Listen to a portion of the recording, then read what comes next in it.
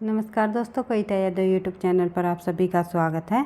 संपूर्ण हिंदी विषय की तैयारी को आगे बढ़ाते हुए आज की क्लास में हम करेंगे उपन्यासों से संबंधित PYQ। आप सभी को पता है हिंदी साहित्य के संपूर्ण हिंदी साहित्य के टॉपिक वाइज PYQ करते हुए हम अपनी तैयारी को आगे बढ़ा रहे हैं।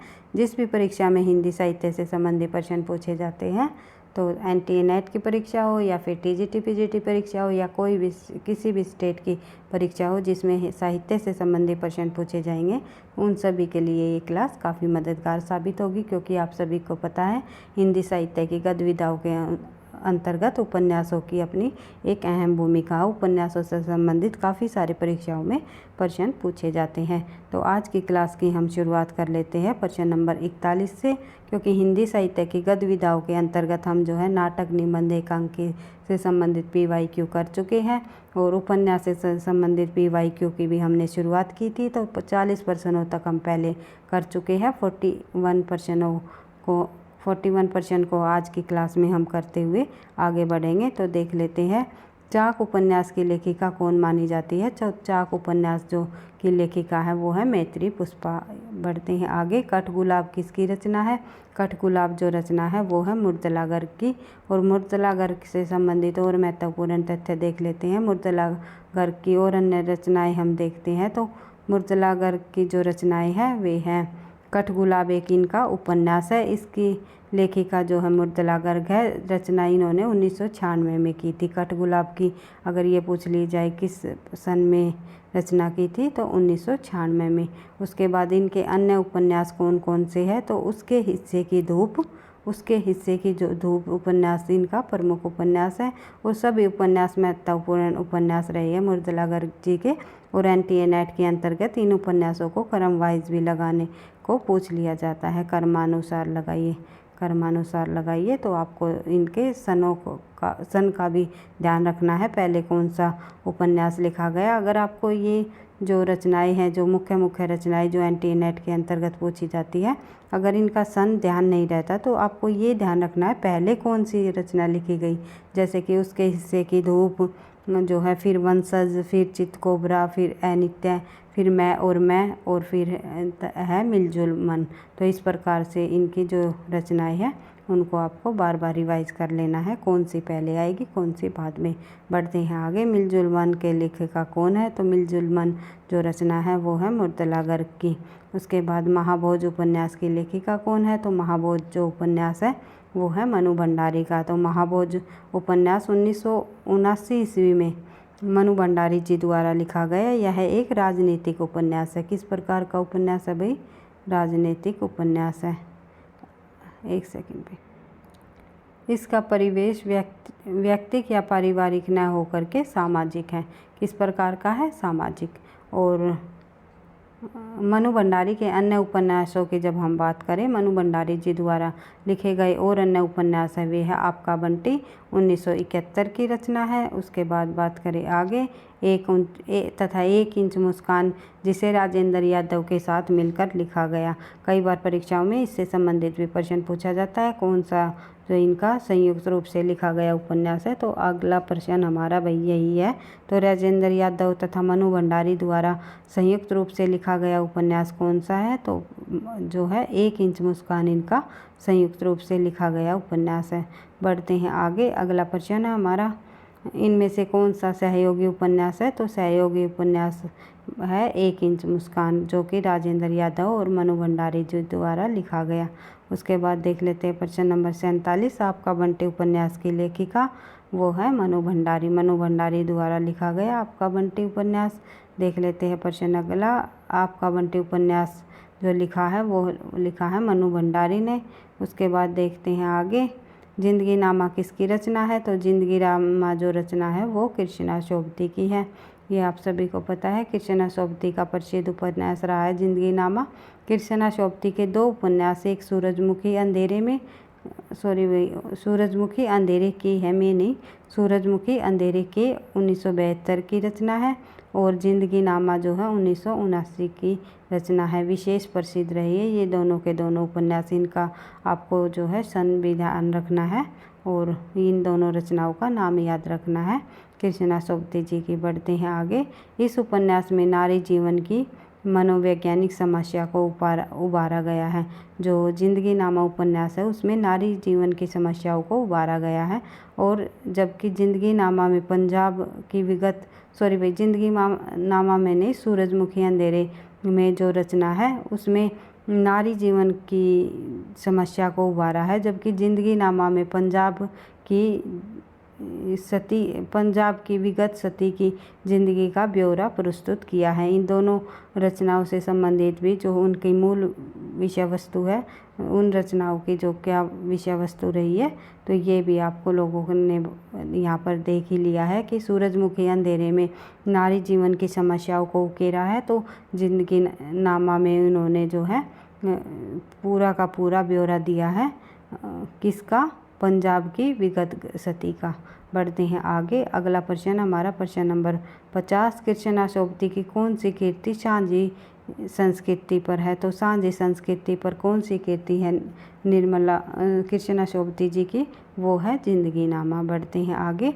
अगला प्रश्न हमारा प्रश्न नंबर 51, वैशाली की नगर वधू नामक उपन्यास के लेखक कौन है? तो ये उपन्यास है आचार्य चतुरसेन शास्त्री जी का। वैशाली की नगर वधू 1949 ईस्वी में एक ऐतिहासिक उपन्यास है जिसके लेखक आचार्य चतुरसेन है। इनकी अन्य ऐतिहासिक उपन्यास जो है वो है सोमनाथ 1954 और व्यय रक्षायाम 1955। ये भी आपको दोनों ध्यान रखने हैं, सोमनाथ और व्यय रक्षायाम, जो कि आचार्य चतुरसेन शास्त्री जी के उपन्यास है, और वैशाली की नगर वधू। बढ़ते हैं आगे। अगला प्रश्न है वैशाली की नगर वधू किसकी रचना है? तो आप सभी को पता है चतुरसेन शास्त्री जी की। बढ़ते हैं आगे। प्रश्न नंबर हमारी 53 यानी कि 53, प्रश्न नंबर हमारा 53 है, देख लेते हैं। मानस का हंस उपन्यास के लेखक कौन है? तो ये आपको पता ही है, मानस का हंस जो उपन्यास लिखा है वो अमृतलाल नागर जी ने लिखा है।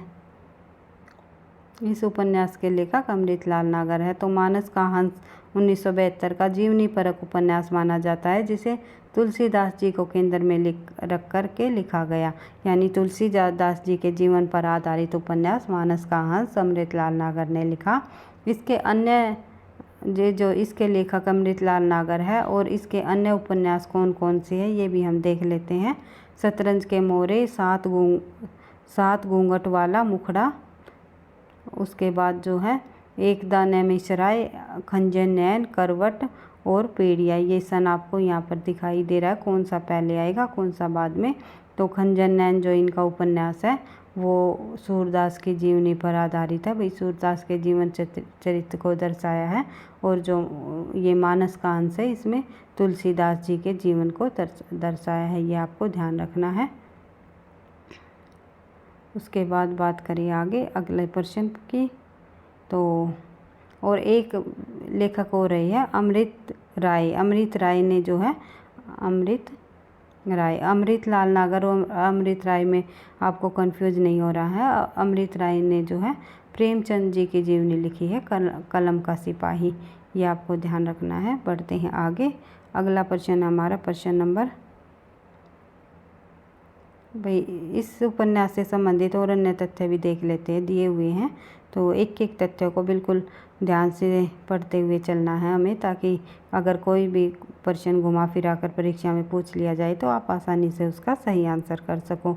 अमृतलाल नागर ने सूरदास के जीवन को केंद्र में रखकर खंजर नैन नामक उपन्यास लिखा है, और शतरंज के मोहरे में अवध की जो नवाबी का हंसोन्मुख जीवन की सफलतापूर्वक चित्रित किया है।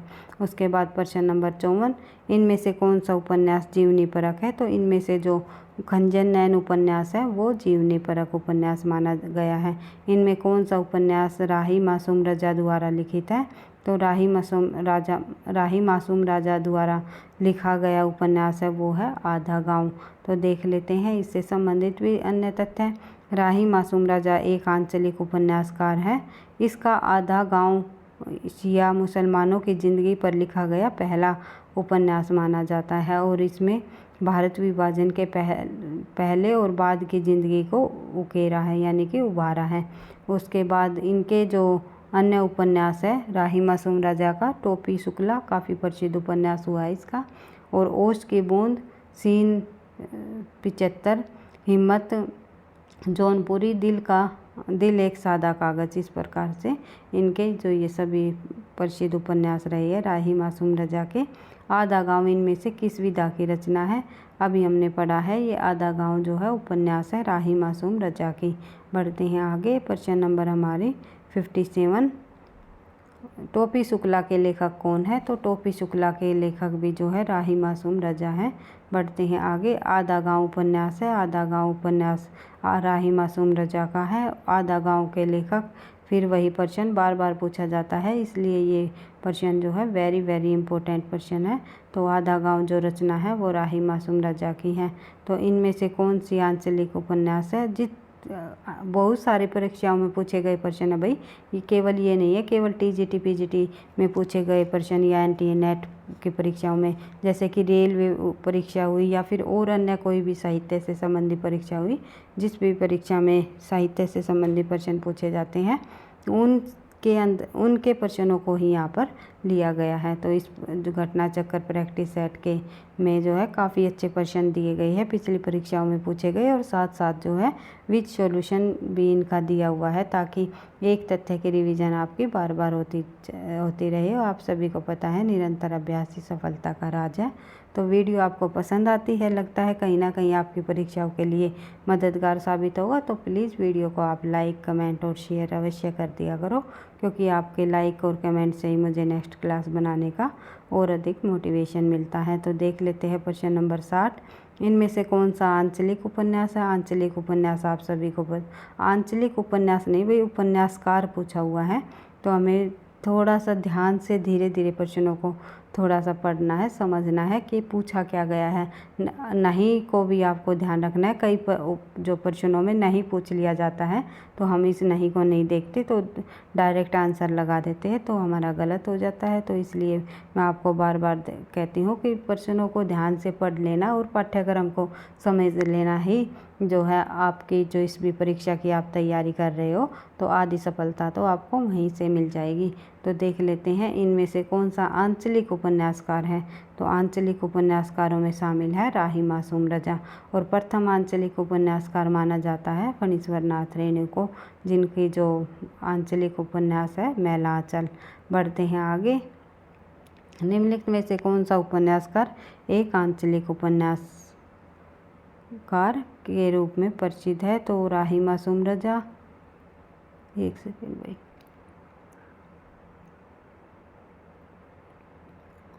चलो इससे संबंधित भी कुछ तथ्य देख लेते हैं भाई। फणीश्वर नाथ रेणु ने सर्वप्रथम अपनी प्रथम कीर्ति मैला आंचल 1954 को ही आंचलिक उपन्यास के नाम से अभिहित किया। प्रथम संस्करण की भूमिका में उन्होंने लिखा कि यह है मैला आंचल एक आंचलिक उपन्यास। इन्होंने प्रेमचंद के उपन्यासों में आंचलिकता खोजी, ये आपको ध्यान रखना है। और उसके बाद यही नहीं, शिव पूजन साहे के देहाती दुनिया 1926 और वृंदावन लाल वर्मा के जो झांसी की रानी 1946 तथा मृगनयनी को भी आंचलिक उपन्यासों की श्रेणी में ले लिया गया। और प्रस्तुत विकल्पों में राही मासूम रजा आंचलिक उपन्यासकार है। इनका जो आधा गाँव है वो आंचलिक उपन्यास है। आंचलिक उपन्यास वो होता है जो किसी क्षेत्र विशेष के से संबंधित उपन्यास लिखा गया हो, वहाँ के जो जहाँ आप रह रहे हो वहाँ किसी गांव को आधार बना करके या किसी क्षेत्र विशेष को आधार बनाकर। इस आंचलिक उपन्यासों में पात्र नहीं होता, ये कई बार पूछा जाता है। तो इनमें से कौन सा ऐसा उपन्यास है जिसमें पात्रों का होना जो है ज़रूरी नहीं है? तो वो होते हैं आंचलिक उपन्यासकार। तो देख लेते हैं आंचलिक उपन्यास। तो देख लेते हैं प्रश्न नंबर 62। तो देश विभाजन का त्रासदी किस उपन्यास में वर्णित है? तो देश विभाजन की जो त्रासदी है वो झूठा सच में वर्णित है भाई। प्रश्न नंबर हमारी 61 पर आ गए, 62। तो देश विभाजन का जो त्रासदी का उपन्यास वर्णित है वो है झूठा सच। झूठा सच में वर्णित है। तो देख लेते हैं झूठा सच प्रगतिवादी उपन्यासकार यशपाल जी द्वारा लिखा गया, जो देश विभाजन की त्रासदी पर आधारित है। झूठा सच यशपाल द्वारा 2 भागों में लिखा गया। इस उपन्यास का जो पहला भाग है वो वतन और देश, जो कि 1958 में प्रकाशित हुआ, और दूसरा भाग जो है देश का भविष्य, जो कि 1960 में प्रकाशित हुआ। ये दोनों प्रश्न भी काफ़ी बार पूछे जाते हैं। निम्नलिखित में से झूठे सच का इनमें से कौन सा जो है विभाजन प्रथम है या कौन सा दूसरा विभाजन है, तो कितने भागों में प्रकाशित हुआ और प्रथम भाग का नाम क्या है, द्वितीय भाग का नाम क्या है, तो आपको ध्यान रखना है। सन भी आपको ध्यान रखना है, और इन दोनों भागों को जिस में जो ये प्रकाशित हुए जिस नाम से, इनके नामों का भी ध्यान रखना है। तो प्रथम भाग का नाम आपको ध्यान रखना है एक सेकंड भाई, देश का भविष्य, एक सेकंड भाई, प्रथम का है देश का भविष्य, और प्रथम भाग का नाम है भाई वतन और देश का भविष्य। दूसरे का है, सॉरी मैं माफ़ी चाहूँगी, तो 1958 में प्रकाशित प्रथम भाग का नाम है वतन और देश, और दूसरे भाग का नाम है देश का भविष्य। इस प्रकार से आपको इनके नामों को भी ध्यान रखना है। बढ़ते हैं आगे। अगला जो अन्य प्रमुख उपन्यास हैं इनके, तो ये हम देख लेते हैं यशपाल जी के और अन्य प्रमुख उपन्यास कौन कौन से रहे हैं।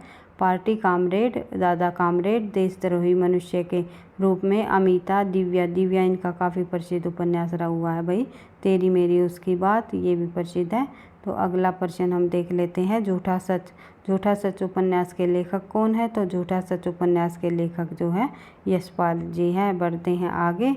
अगला प्रश्न हम देख लेते हैं, प्रश्न नंबर 64, सूरज किरण की छाँव आंचलिक उपन्यास के लेखक कौन है, तो सूरज किरण की छाँव आंचलिक उपन्यास के लेखक माने जाते हैं राजेंद्र अवस्थी।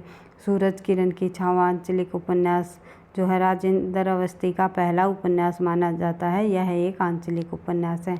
इसमें बढ़ते हैं आगे। प्रश्न नंबर 65, निम्नलिखित में से कौन सा उपन्यास नागार्जुन का नहीं है, तो नागार्जुन जी का इनमें से कौन सा उपन्यास नहीं है। बलचनामा, रतिनाथ की चाची और वरुण के बेटे, प्रतिपरी कथा। आप सभी को पता है जो है तीनों ये उपन्यास बलचनामा और रतिनाथ की चाची, वरुण के बेटे, ये तीनों उपन्यास नागार्जुन के हैं, लेकिन प्रतिपरी कथा जो उपन्यास है वो फणीश्वर नाथ रेणु का है। बढ़ते हैं आगे, देख लेते हैं इससे संबंधित अन्य तथ्य।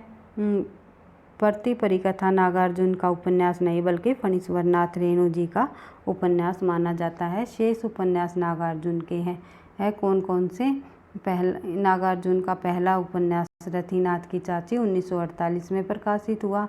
फिर बलचनामा जो है 1952 में प्रकाशित हुआ। यह भी एक आंचलिक उपन्यास है, लेकिन इसे प्रथम जो कि 1954 से पहले प्रकाशित हो चुका था भाई फणीश्वर नाथ रेणु के, जिसे हम पहला आंचलिक उपन्यास मानते हैं मैला आंचल को। तो इससे पहले जो है नागार्जुन का ये बलचनामा प्रकाशित हो चुका था। तो इसे हम जो है उपन्यास आंचलिक उपन्यासों की श्रेणी में नहीं रखते, इसीलिए भाई पूरी तरह ये आंचलिक उपन्यास नहीं है। तो मैला आंचल को ही हम आंचलिक उपन्यास मानेंगे प्रथम। तो ये भी आपको ध्यान रखना है, क्योंकि कई बार पूछा जाता है कि इससे पहले जो मैला आंचल से पहले कौन सा आंचलिक उपन्यास आता है जिसे पहला नहीं माना गया, तो वो है बलचनामा जो कि नागार्जुन का है। उसके बाद जो है नई पौध 1953, बाबा बटेश्वर नाथ 1954, वरुण के बेटे 1957, दुख मोचन 1957, कुंभी पाक 1960, हीरक जयंती 1961, उग्रतारा 1963, इमरतिया 1968, पारो 1975, गरीबदास 1979 इनके प्रमुख उपन्यास हैं। नागार्जुन के ये जो है प्रमुख उपन्यास रहे हैं। इनमें जो है रतिनाथ की चाची, नई पौध, बाबा बटेश्वर नाथ, जो वरुण के बेटे और जो है हरिक जयंती, ये कई लगभग सभी उपन्यास इनके प्रसिद्ध हुए हैं। बढ़ते हैं आगे हम बढ़ते हैं अगले प्रश्न पर। तो देख लेते हैं प्रश्न नंबर 66, सांप्रदायिक समस्या का पर लिखा गया उपन्यास कौन सा है? तो इनमें से सांप्रदायिक समस्या पर लिखा गया इनमें से उपन्यास वो है तमस। तमस एक सांप्रदायिक समस्याओं पर लिखा गया उपन्यास है जो कि भीष्म साहनी जी द्वारा लिखा गया है। इनमें काल विभाजन के पूर्व हिंदू मुस्लिम दंगों को जायजा किया है और ये 2 भागों में है उपन्यास। इसमें पहले भाग में शहरी दंगों की डॉक्यूमेंट्री है तो दूसरी भाग में जो परिवार के माध्यम से गांव के दंगों का चित्रण इसमें दिया गया है। इसके अन्य उपन्यास है बसंती, कुंतो, भाग्य रेखा, कड़िया, झरोखे, माया दास की माड़ी। तो ये भीष्म साहनी जी के ये सभी उपन्यास प्रमुख है। बसंती, कुंतो, भाग्य रेखा और बसंती, कुंतो, भाग्य रेखा, कड़िया, झरोखे, माया दास की माड़ी। बढ़ते हैं आगे। अगला प्रश्न हमारा प्रश्न नंबर 66। निम्नलिखित रचनाओं में से कौन सी ऐसी पुस्तक है जो भारत पाकिस्तान विभाजन को लेकर नहीं लिखी? तो इनमें से जो पुस्तक है वो है राग दरबारी। राग दरबारी जो है भारत पाकिस्तान से संबंधित पुस्तक नहीं है। तो और अन्य ये तीनों की तीनों पुस्तक है ये भारत पाक से संबंधित मानी जाती है। तमस, कितने पाकिस्तान और आधा गाँव। बढ़ते हैं आगे इससे संबंधित महत्वपूर्ण तथ्य देख लेते हैं।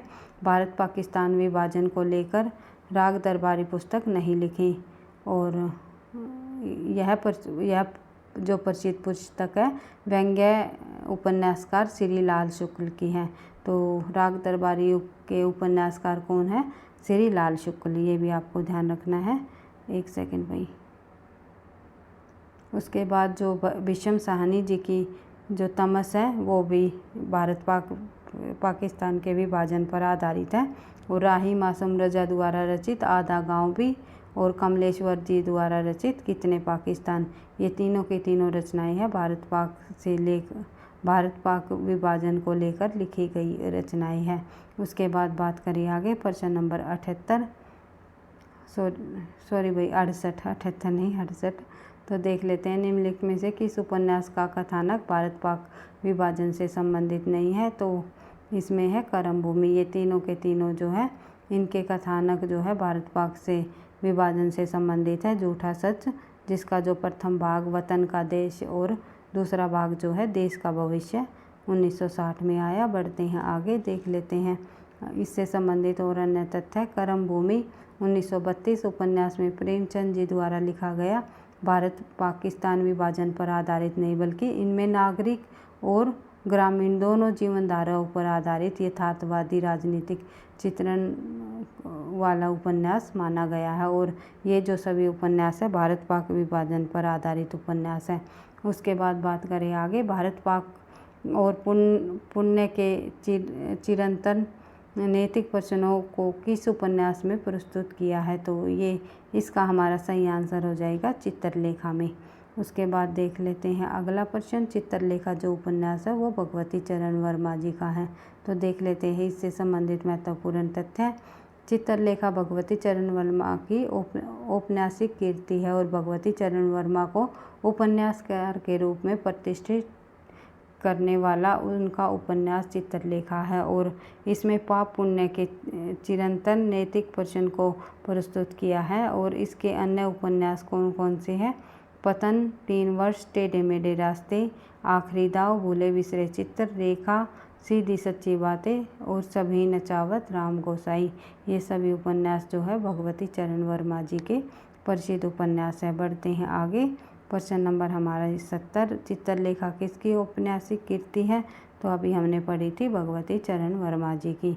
तो उसके बाद बात करें आगे। अगला प्रश्न है हमारा प्रश्न नंबर 71। बावन दास इनमें से किस उपन्यास का पात्र है? तो बावन दास इनमें से जो है मैला आंचल का पात्र है। तो मैला आंचल उपन्यास का पात्र जो है बावन दास है। कालीचरण, कमली तथा डॉक्टर प्रशांत है। और प्रति परिकथा के पात्र जो है जितेंद्र तथा इरावती है। होरी, गोबर, माता दीन, दाता दीन, अलकू मंगरू और धनिया, सीलिया, झुनिया आदि जो है गोदान के पात्र हैं। बढ़ते हैं आगे। पात्रों से भी संबंधित एक प्रश्न अवश्य पूछा जाता है परीक्षा में। तो हर एक जो रचना, जो प्रमुख रचनाएं हैं, सभी रचनाएं नहीं भाई, जो प्रमुख रचनाएं हैं, जैसे कि प्रेमचंद जी के उपन्यास में गोदान के पात्र पूछ लिए जाते हैं। कई बार जो है सूरदास पात्र को पूछ लिया जाता है कि वो किस उपन्यास से संबंधित है, तो रंगभूमि का है सूरदास उपन्यास। तो इस प्रकार से जो है पात्रों को पूछा जाता है परीक्षाओं में। और मुंशी प्रेमचंद जी की जितनी भी रचनाएं हैं उनसे संबंधित उनके जो जितने उपन्यास हैं उनसे संबंधित जितने भी पात्र हैं उनको जो है आप लोगों को ध्यान रखना है, याद कर लेना है, क्योंकि कहीं ना कहीं जो पिछली परीक्षाओं में हमें प्रश्नों को देखने को मिले हैं, अधिकतर मुंशी प्रेमचंद जी के ही पात्रों को अधिक पूछा जाता है। और अन्य साहित्यकारों के, उपन्यासकारों के भी पात्रों को पूछ लिया जाता है। ये भी जो इम्पोर्टेंट रचनाएं हैं साहित्यकारों की, उनके पात्रों को भी आपको ध्यान रख लेना है। बढ़ते हैं आगे। प्रश्न नंबर 72, गोबर प्रेमचंद के किस उपन्यास का पात्र है? तो ये गोबर जो है प्रेमचंद जी के गोदान उपन्यास का पात्र है। बढ़ते हैं आगे। प्रश्न नंबर 73, वर्ग विस्मय या वर्ग चेतना प्रेमचंद की किस उपन्यास का मूल आधार है? तो ये जो है प्रेम आश्रम का मूल आधार माना जाता है। प्रेम आश्रम जो है प्रेमचंद के प्रेम के माध्यम से हृदय परिवर्तन द्वारा समाज को आर्थिक विषमताओं को हटाकर राम राज्य स्थापित करना चाहते हैं प्रेम के माध्यम से, ये आपको ध्यान रखना है। और जो इसका प्रेम आश्रम जो उपन्यास है, इसका जो प्रकाशन वर्ष है उसको भी आपको ध्यान रखना है, 1922 ईस्वी। तो 1922 ईस्वी जो है इसका प्रकाशन वर्ष रहा है। और जितने भी प्रेमचंद जी के उपन्यास हैं इनके प्रकाशन वर्षों को भी आपको ध्यान रखना है, क्योंकि डायरेक्ट कई बार परीक्षाओं में पूछे जाते हैं। तो प्रेमाश्रम उपन्यास का प्रकाशन वर्ष 1922 है और सेवा सदन का 1918। इस प्रकार से जितने भी उपन्यास है प्रेमचंद के, उनके प्रकाशन वर्ष को आपको 2-3 बार जो है रिवाइज कर लेना है। तो देख लेते हैं आगे, क्योंकि क्रम वाइज भी प्रश्न पूछ लिए जाते हैं। तो इससे संबंधित प्रेमाश्रम जो प्रेमचंद जी का उपन्यास है, प्रेम के माध्यम से हृदय परिवर्तन द्वारा समाज की आर्थिक विषमताओं को हटाकर राम राज्य स्थापित करना चाहते थे ये भाई। और इस उपन्यास के माध्यम से जो है इसमें विस्मय या वर्ग चेतना पर आधारित ये उपन्यास है। प्रेमाश्रम के किसान जमींदारों की बेगारी व ध्वंस तथा अत्याचार के विरुद्ध तनकर खड़े रहे हैं। उसके बाद देख लेते हैं इससे संबंधित और अन्य महत्वपूर्ण तथ्य। तो रंगभूमि में सर्वहारा पूंजीपति के बीच सीधा संघर्ष, एक सेकंड भाई, ये अगले प्रश्न का तथ्य है भाई, तो हम अगले प्रश्न में ही देखेंगे। तो ये है हमारा प्रेमाश्रम से संबंधित अन्य तथ्य। तो देख लेते हैं। प्रेमचंद के प्रेमाश्रम उपन्यासों का प्रभाव जो है गांधीवाद का प्रभाव है रहा है इस उपन्यास पर, कई बार पूछा जाता है। निम्नलिखित में से प्रेमचंद जी के किस उपन्यास पर गांधीवाद का प्रभाव है? तो वो है प्रेमाश्रम पर। बढ़ते हैं आगे। वस्तुतः यह हिंदी का पहला राजनीतिक उपन्यास माना जाता है। प्रेमाश्रम उपन्यास जो है हिंदी का पहला राजनीतिक उपन्यास माना जाता है। प्रेमाश्रम प्रेमचंद के गोसाई आफियत का हिंदी अनुवाद है। जो प्रेमचंद जी पहले उर्दू में रचनाएं लिखते थे, गोसाई आफियत नाम से इन्होंने रचना लिखी थी और इसी का अनुवाद जो है प्रेमाश्रम उपन्यास को किया है। बढ़ते हैं आगे। अगला प्रश्न हमारा प्रश्न नंबर 74, प्रेमचंद का जो कौन सा उपन्यास गांधीवाद से प्रभावित है? तो वो अभी हमने पढ़ा है, एक सेकंड, गांधीवाद से प्रभावित है। तो गांधीवाद से प्रभावित इनमें से कौन सा उपन्यास है? वो है रंगभूमि। इसमें प्रेमाश्रम भी गांधीवाद से प्रभावित है, लेकिन यहाँ ऑप्शन में दिया नहीं हुआ, तो ये आपको ध्यान रखना है। तो जो किस प्रकार से परीक्षा में प्रश्न पूछे जाते हैं और इनमें कौन कौन से ऑप्शन दिए हुए हैं, उन ऑप्शनों के आधार पर ही आप लोगों को आंसर देना है। तो देख लेते हैं। प्रेमचंद का उपन्यास रंगभूमि में गांधीवादी नायक है। इसके सूरदास का व्यक्तित्व अनेक दृष्टियों से महत्वपूर्ण है। सूरदास का जो साधन शुद्धि का आग्रह, मशीनीकरण का विरोध और पूंजीवादी संस्कृति की उपेक्षा, प्राचीन काल में चली आ रही सामंतवादी संस्कृति के प्रति आकर्षण आदि विचार गांधीवाद का प्रभाव सूचित करते हैं। कर्म भूमि में गांधी की व्यावहारिक कार्यक्रमों का गांवों में प्रचार दिखाया गया है तथा सूत कताई, बुनाई और हरिजन द्वार, शराबबंदी, मुद्रा, जानवर का मांस भक्षक न करना और विभिन्न जातियों के जो रोटी व्यवहार, मंदिर प्रवेश का आंदोलन इत्यादि को बढ़ते हुए समय गांधी युग का वातावरण साकार होता जान पड़ता है। एक सेकंड भाई।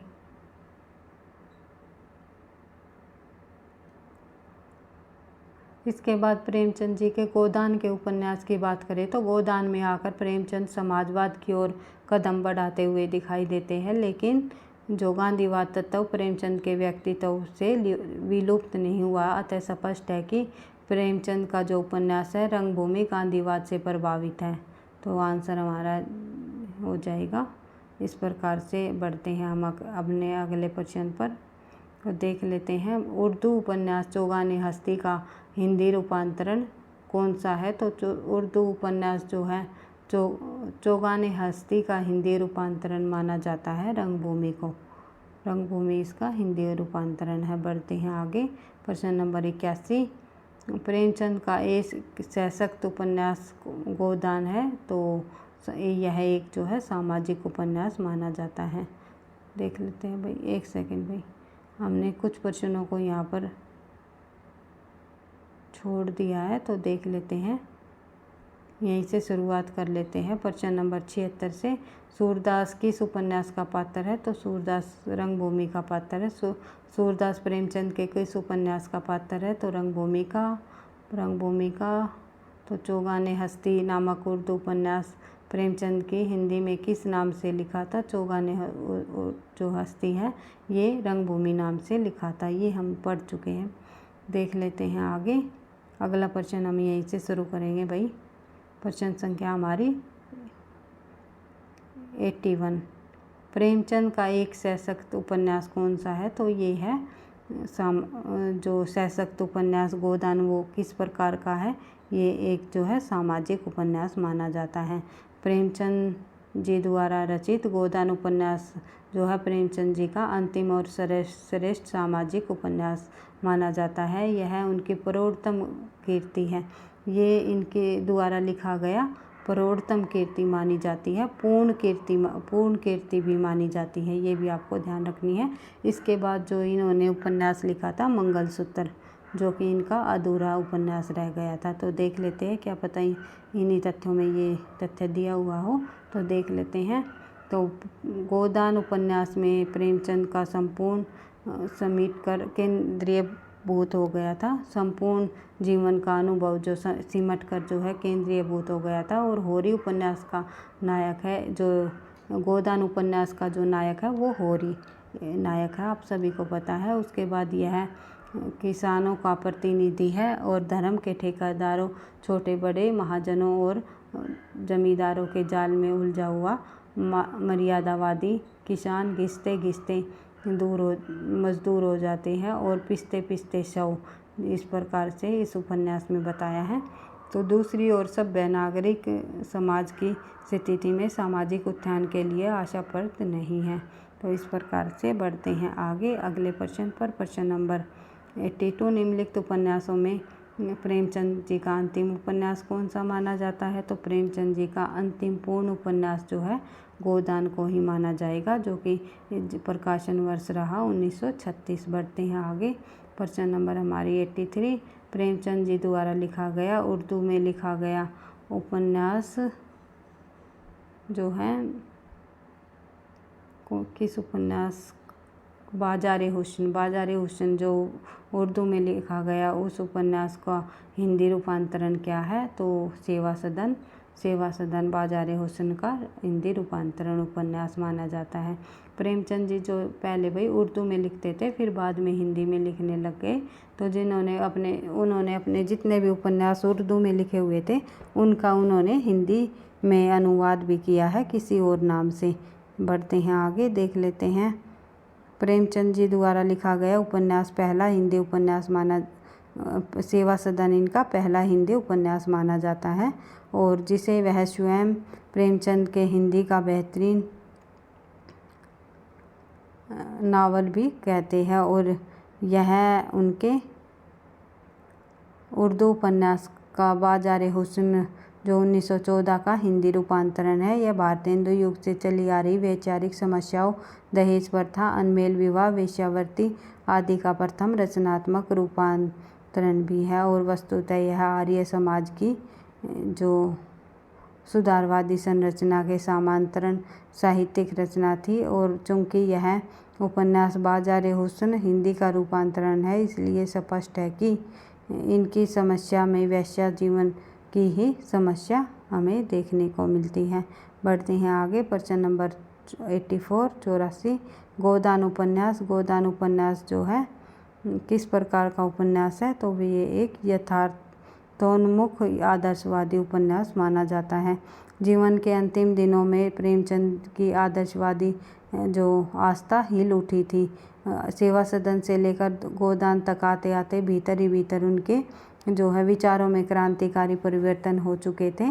गोदान उनकी परिपक्व जीवन दृष्टि का परिणाम है। यहाँ तक आते आते जो है प्रेमचंद का आदर्शोन्मुख यथार्थोन्मुख आदर्श बन जाता है। पहले प्रेमचंद जी जो है आदर्श उन्मुखी यथार्थवाद से रचनाएं रही है। पहले वे आदर्शवादी रचनाएं लिखते थे, बाद में वे जो है यथार्थवादी रचनाएं लिखी गई।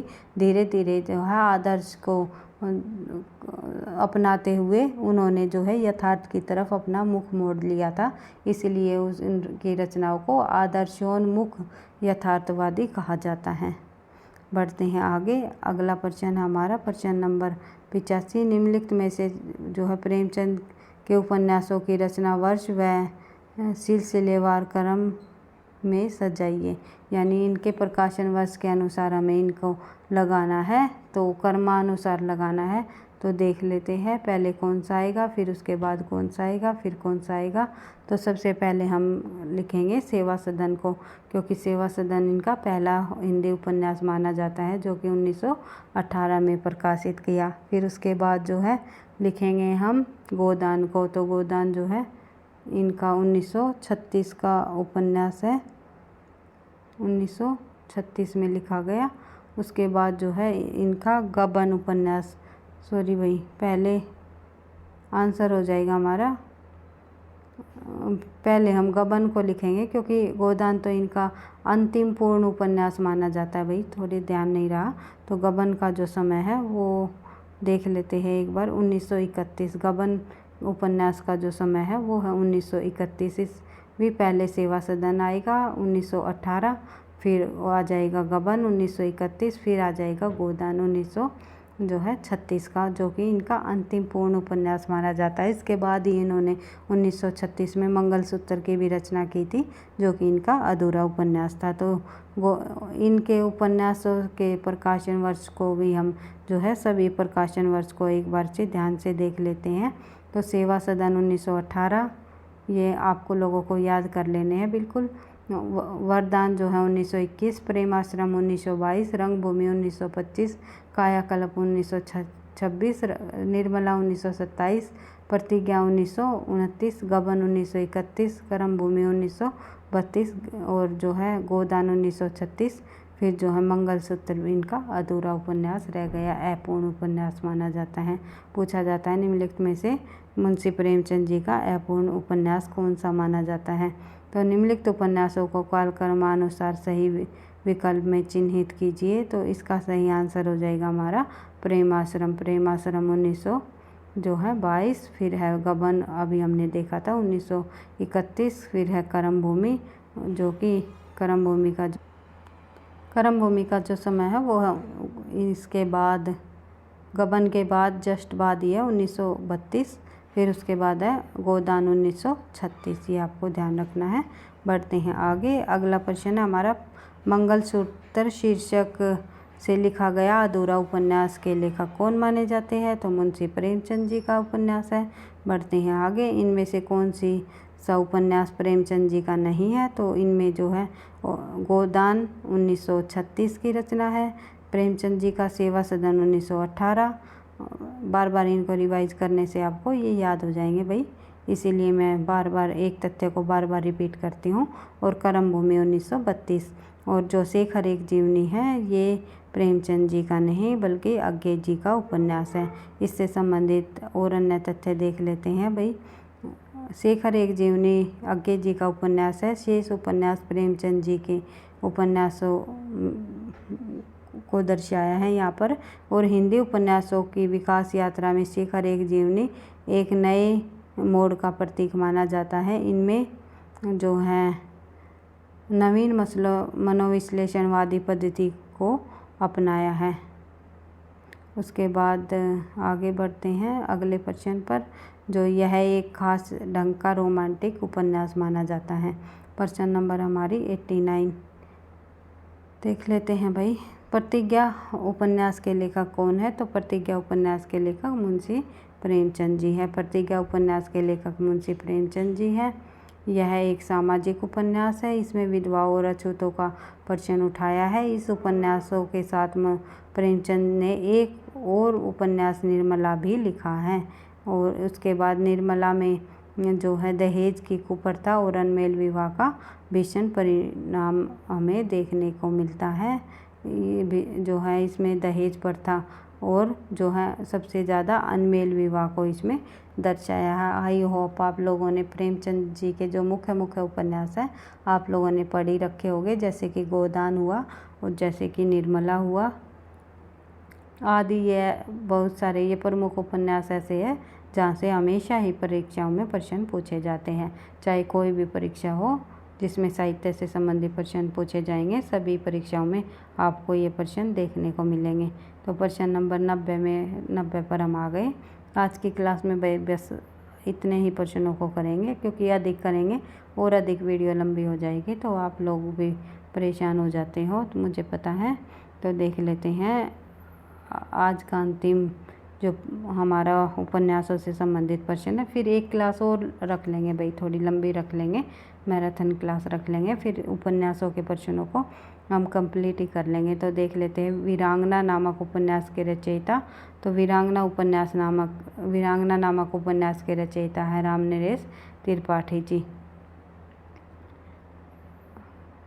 शिव प्रसाद सिंह के सॉरी भाई इसका तथ्य नहीं है, तो आगे देख लेते हैं। वीरांगना जो नामक उपन्यास के लेखक रामनरेश त्रिपाठी है। त्रिपाठी जी जो है सिद्धहस्त साहित्यकार हैं। इनके प्रकाशक और पुस्तक विक्रेता के रूप में पर्याप्त सफलता प्राप्त हुई थी। और त्रिपाठी की अन्य कृतियाँ जो है मुक्तक, मारवाड़ी मनोरंजन, आर्य संगीत, शतक, कविता विनोद, कथा, होम रूल, लोगे मानसी और काव्य है जिनका मिलन, पथिक, चौपन, कहानी है इनकी जो तरकश, आँखों देखी कहानियाँ, उपन्यास है इनका जो है वीरबाला इनका परिचित उपन्यास रहा है। और मारवाड़ी और पिशाची, उसके बाद सुभद्रा और लक्ष्मी जो इनके उपन्यास है। उसके बाद नाटक की बात करें तो जैन, प्रेम लीग और वफाती चाचा, अजनबी, ये इनके नाटक हैं। इस प्रकार से रामनरेश त्रिपाठी की सभी रचनाएं आपको देख ली है। तो पनवेश्वर और बापू, कन्या का तपोवन, व्यंग्य है इनकी, दिमागी एयासी, सपनों की चित्र। तो इस प्रकार से आज की क्लास में हमने जो है 41 से लेकर के 90 प्रश्नों तक कंप्लीट कर लिया है। इसी तरह जो है लगभग जो है हमने 50 प्रश्नों को आज की क्लास में कंप्लीट कर लिया। तो हमने 50 प्रश्नों का ही आज की क्लास में टारगेट किया था कि 50 कम से कम आज की क्लास में हम 50 प्रश्नों को करेंगे। इसी तरह संपूर्ण हिंदी से संबंधित टॉपिक वाइज प्रश्नों को जो है पिछली परीक्षाओं में पूछे हुए प्रश्नों को विद सॉल्यूशन के साथ करते हुए हम इसी प्रकार हर रोज़ हिंदी विषय से संबंधित तैयारी को आगे बढ़ाते हैं। तो और अन्य प्रश्नों को भी हम जो है विद सॉल्यूशन के साथ करते हुए आगे बढ़ रहे हैं।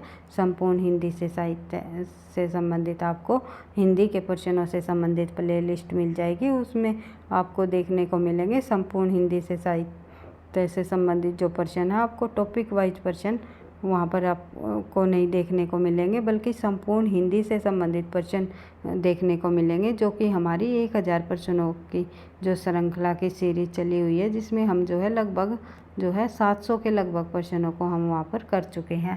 तो एक एक प्रश्नों को जो है वहाँ पर आपको ये स्क्रीन थोड़ी बड़ी भी दिखाई देगी उन प्रश्नों में, और वे प्रश्न भी जो है कहीं ना कहीं पिछली परीक्षाओं में पूछे गए प्रश्न हैं, जैसे कि NT-NET के अंतर्गत DSSB में पूछे गए प्रश्न, उनकी जो हमने विद सॉल्यूशन के साथ करने की कोशिश की है। तो आप उस सीरीज़ को भी अगर आप देखोगे तो आपकी परीक्षाओं के लिए काफ़ी मदद मिलेगी। तो प्लेलिस्ट में आपको हिंदी के प्रश्न नाम से आपको प्लेलिस्ट मिलेगी, तो आप उन प्रश्नों को भी अवश्य देखिए। तो वीडियो पसंद आई, इसी तरह कंटिन्यू के साथ हम अपनी तैयारी को, अपने प्रश्नों को आगे बढ़ाते हुए चलेंगे। तो वीडियो पसंद आई तो लाइक करना, दोस्तों के साथ शेयर करना, चैनल पर पहली बार हो तो सब्सक्राइब कर लेना। पढ़ते रहना, आगे बढ़ते रहना। थैंक यू, धन्यवाद।